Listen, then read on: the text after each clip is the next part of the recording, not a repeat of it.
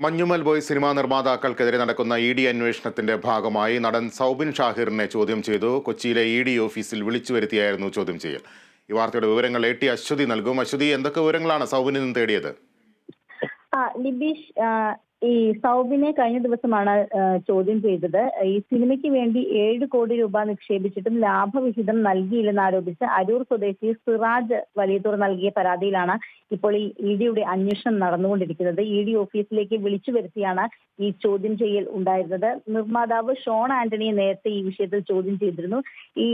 ഈ സാമ്പത്തിക ഇടപാടുമായി ബന്ധപ്പെട്ട കാര്യങ്ങളാണ് പ്രധാനമായിട്ടും സൗബിനിൽ നിന്ന് ചോദിച്ചറിഞ്ഞത്. ഒരു പക്ഷേ ഇനിയും വിളിപ്പിക്കാനുള്ള ഒരു സാധ്യത കൂടിയുണ്ട്. ഈ സാമ്പത്തിക തട്ടിപ്പ് കേസിൽ സിനിമ നിർമ്മാതാക്കൾക്കെതിരെ ഹൈക്കോടതിയിൽ പോലീസ് അന്വേഷണ റിപ്പോർട്ടും സമർപ്പിച്ചിരുന്നു.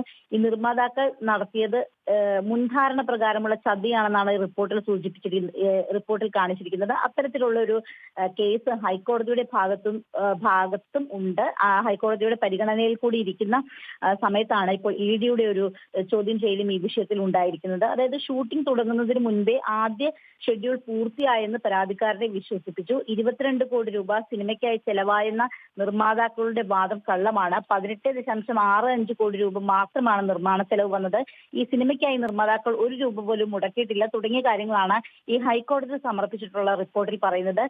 വാങ്ങിയ പണത്തിന്റെ ഒരു ഭാഗം പോലും പരാതിക്കാരന് പറവ ഫിലിം കമ്പനി തിരികെ നൽകിയിട്ടില്ല തുടങ്ങിയ കാര്യങ്ങളൊക്കെ തന്നെ ഇതിൽ ചൂണ്ടിക്കാണിക്കുന്നുണ്ട്.